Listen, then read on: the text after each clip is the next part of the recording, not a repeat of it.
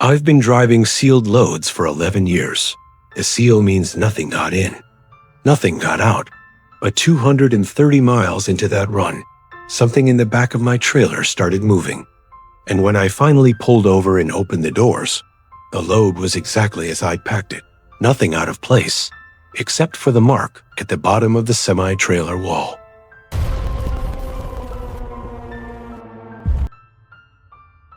The seal on the trailer was intact when I left the yard. I checked it myself at 11:47 p.m. The numbered tag, the clasp, the door handles locked down tight.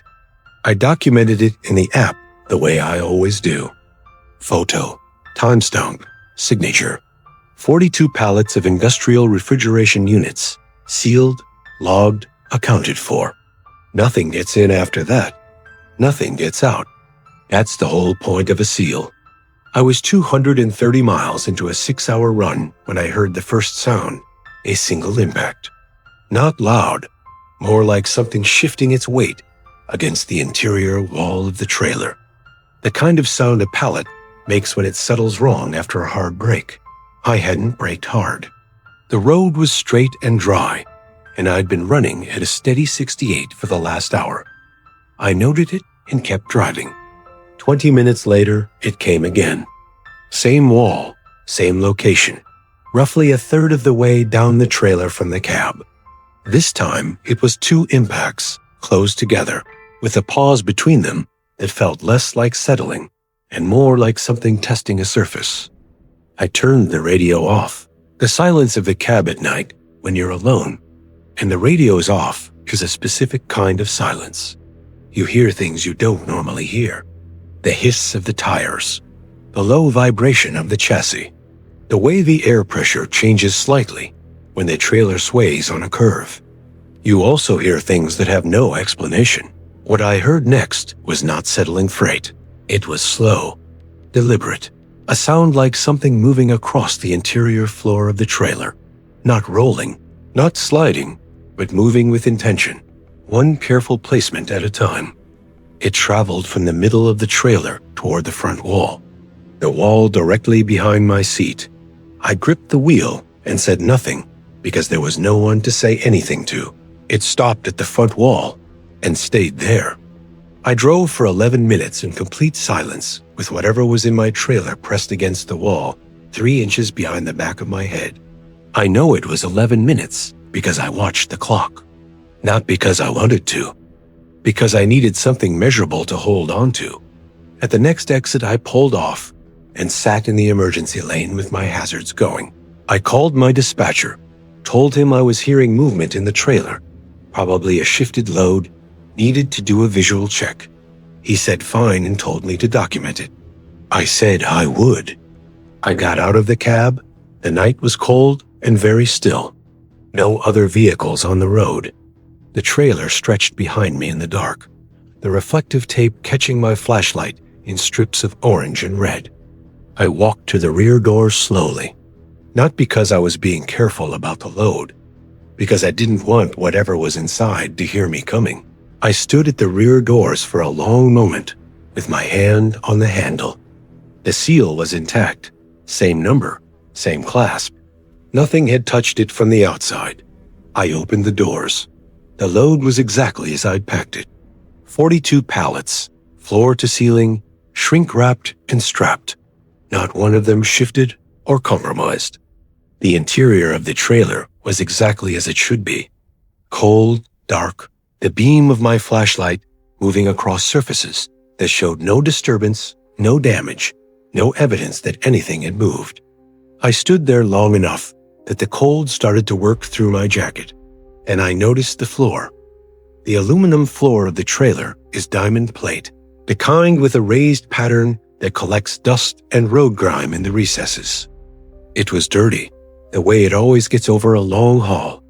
Dust from the yard, grime from the loading dock, the faint gray residue that accumulates even in sealed trailers over time, except for a path down the center of the floor.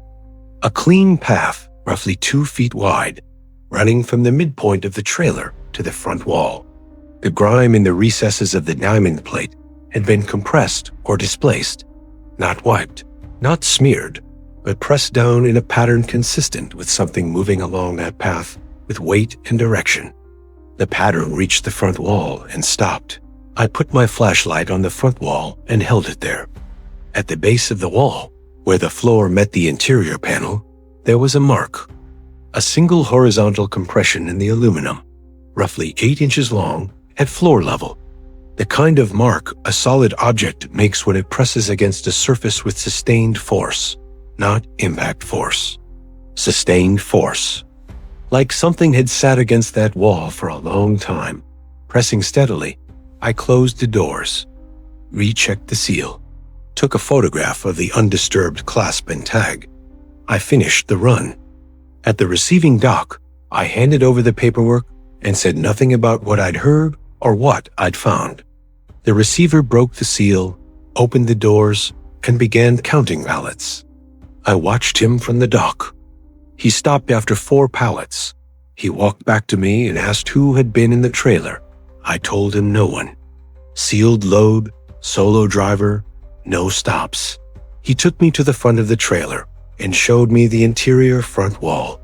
The horizontal compression mark I'd seen was still there. But now, in the cold light of the receiving dock, I could see what I hadn't been able to see at night on the side of a highway with a flashlight. The mark wasn't a compression. It was a series of compressions. Parallel, evenly spaced, running the full 8 inches. 5 of them. The spacing of fingers pressed flat against a wall.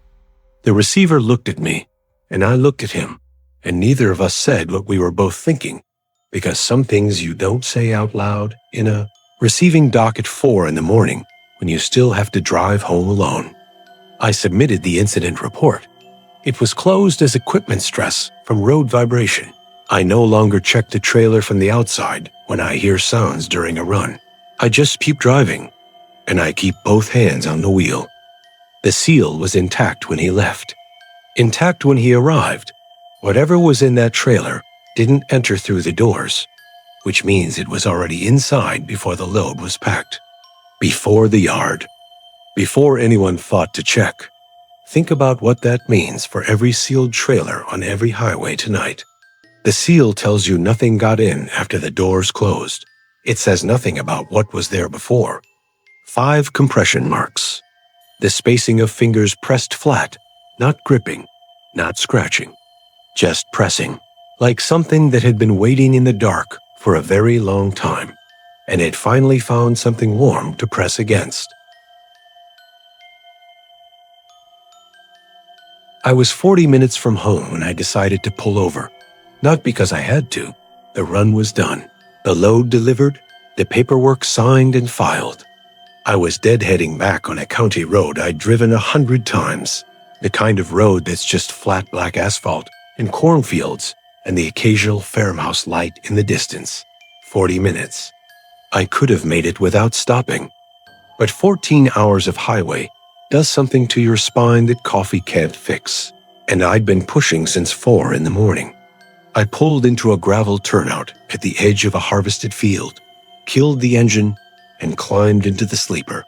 I remember the specific quality of the silence when the engine stopped. Not quiet, absent. The kind of silence that presses against your ears, like the inside of a sealed room. No wind, no insects, no distant traffic. Just the metal of the truck ticking slowly as it cooled, and the sound of my own breathing, and the dark pressing in from every side of every window. I set an alarm for 12:05 a.m. and closed my eyes. I did not dream. What woke me wasn't the alarm. It was the cold. Not the natural cold of a truck cab in October with the engine off. Something sharper, more deliberate. The kind of cold that finds the specific gap between your collar and the back of your neck and stays there. I pulled the blanket tighter and lay still, already awake in that complete, alert way. That means something in your body decided the situation required full attention before your mind caught up. The cab was dark. The alarm on my phone showed 3:14 a.m. I had set it for 12:05. I had been asleep for over 3 hours without the alarm ever waking me. My first thought was that I'd misread the clock when I set the alarm. My second thought was that it didn't matter, that I was rested enough and close enough to home that I should just drive. My third thought, the one that stopped me from moving, was that the passenger side of the sleeper felt occupied. Not that I saw anything, not that I heard anything, the specific physical certainty that the space to my right was not empty. The kind of certainty that has nothing to do with logic and everything to do with the part of the nervous system that evolved specifically to feel when something is sharing your space in the dark. I stayed completely still. I controlled my breathing. In through the nose, 4 counts. Out through the mouth, 4 counts. I've driven long enough to know what sleep deprivation does to perception, what the mind manufactures when it's been running too long on too little. I ran through the list of explanations and found all of them unconvincing. The space to my right felt occupied the way a room feels occupied when you walk into it and someone is already there. Not a sound, not a movement, just presence. I reached for my phone slowly, turned on the flashlight. The sleeper was empty. Blanket on my side, undisturbed.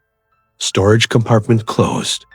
Curtain between the sleeper and the cab closed the way I'd left it. Nothing on the other side of the bunk, nothing on the floor, nothing that shouldn't be there. I held the light steady for a long time. Then I pulled the curtain back and checked the cab. Empty. Both doors locked, both windows sealed. The windshield showed nothing but the dark gravel turnout and the black edge of the harvested field beyond it.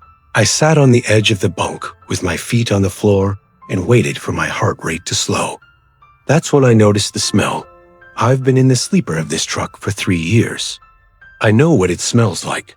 Diesel, the specific scent of the foam in the mattress, old coffee from the cup holder in the cab. I know the smell of my own space, the way you know any space you've inhabited long enough.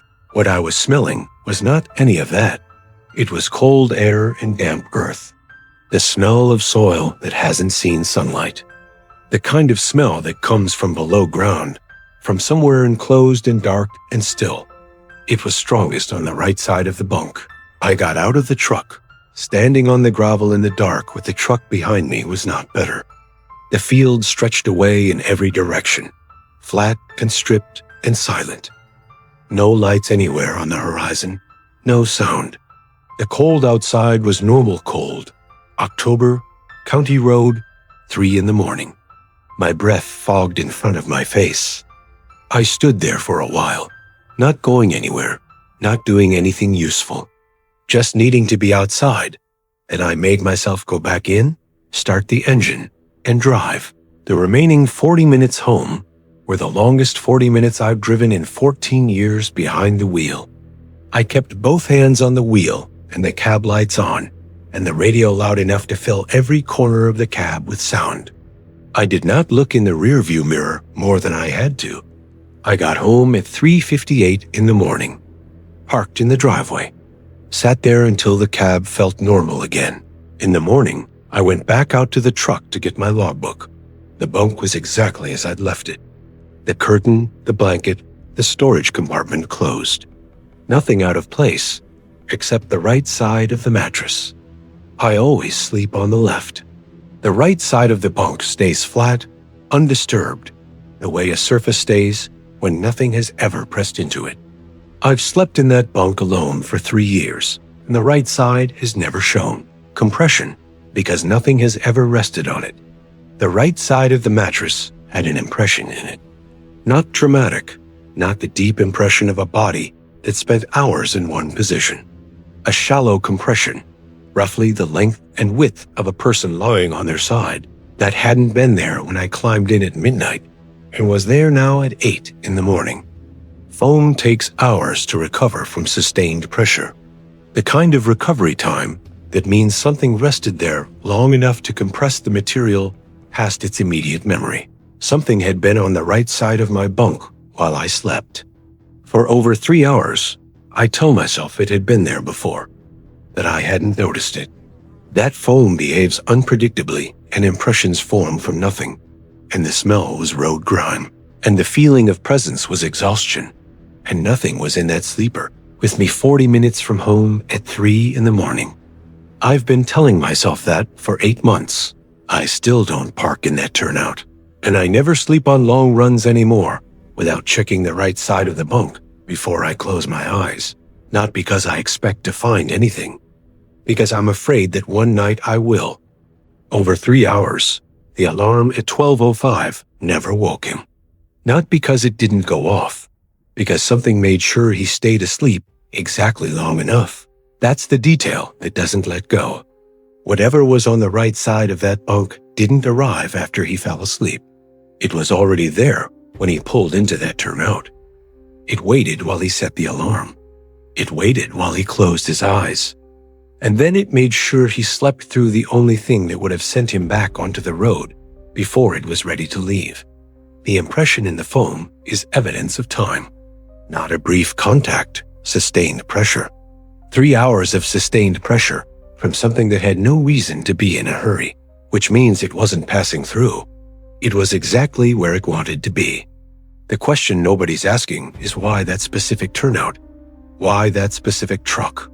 Why that specific night 40 minutes from home when he was more vulnerable than he'd been at any point in the previous 14 hours?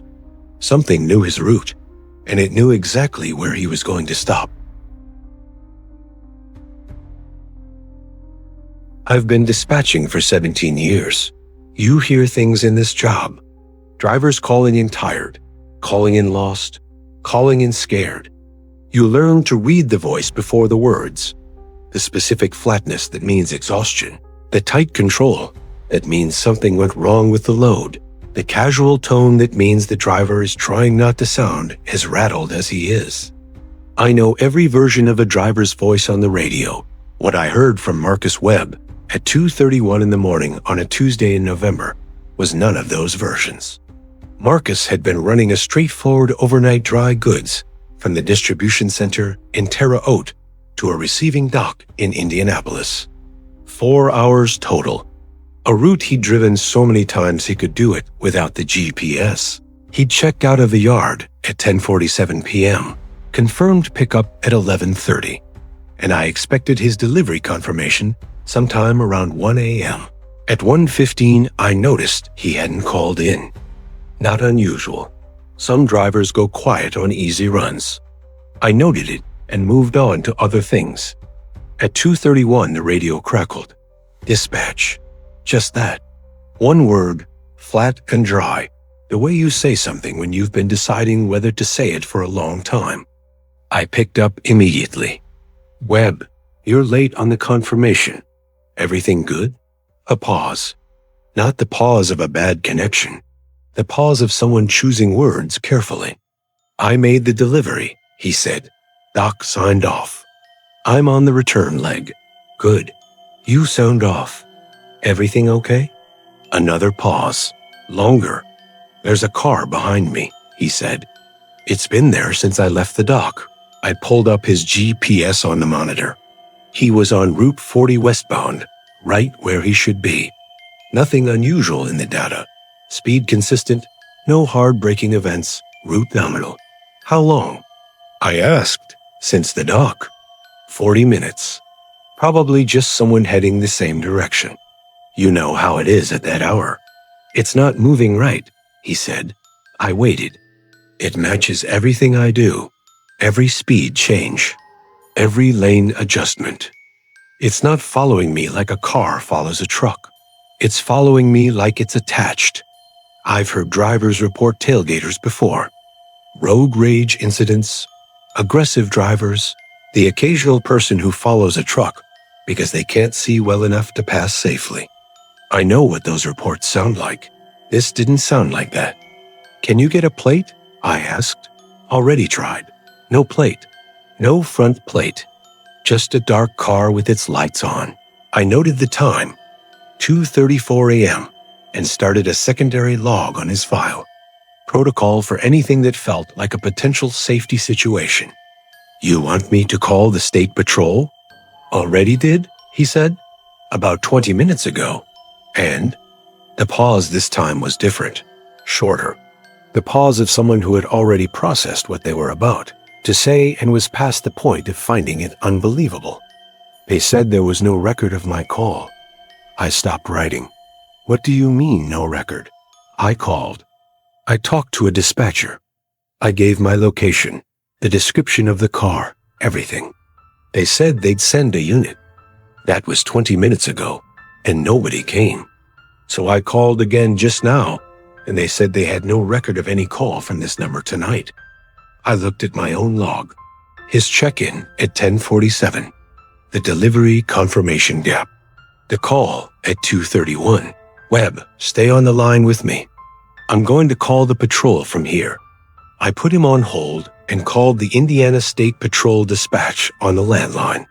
Gave them Marcus's location and the situation. The dispatcher on the other end was professional and calm. She said she'd log it and send a unit to his location. I went back to Marcus. Patrol's logging it now. Unit on the way. Just keep driving. Don't stop and stay on with me. Okay, he said. We stayed on the line. I listened to the sound of his engine, the road noise, the occasional click of his blinker. He didn't speak for almost 4 minutes, and I didn't push him. I just stayed on. Then he said, "It's gone? The car? Just gone. Not an exit, not a turnoff. Just gone." I exhaled. Good. Keep driving. Unit's still coming. They'll want to take a report. Yeah. A pause. Dispatch? Still here. The first call.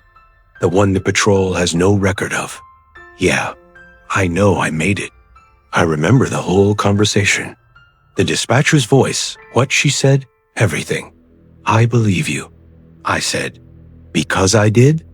What answered that call? He said, I didn't have an answer. I still don't. Marcus made it back to the yard at 3:44 a.m.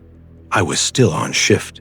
He came into the dispatch office and sat down across from me and looked like a man who had spent the last hour deciding whether what happened to him was real. I showed him my secondary log, the timestamp of his call at 2:31, the note I'd made about the car, the call I'd placed to the patrol. He looked at it for a long time. Then he pulled out his phone and showed me his call history. 2 calls to the Indiana State Patrol that night. The first at 2:09 a.m., duration 4 minutes and 31 seconds. The second at 2:28 a.m., duration 47 seconds. I called the patrol again the next morning. Asked specifically about the 2:09 call from his number. No record. Their system showed 1 call from that number, the one I'd placed on his behalf at 2:35 a. 4 minutes and 31 seconds of conversation with something that answered a state patrol number, gave him plausible instructions, and bought the car behind him another 20 minutes on that road. I've been dispatching for 17 years. I know every version of a driver's voice on the radio.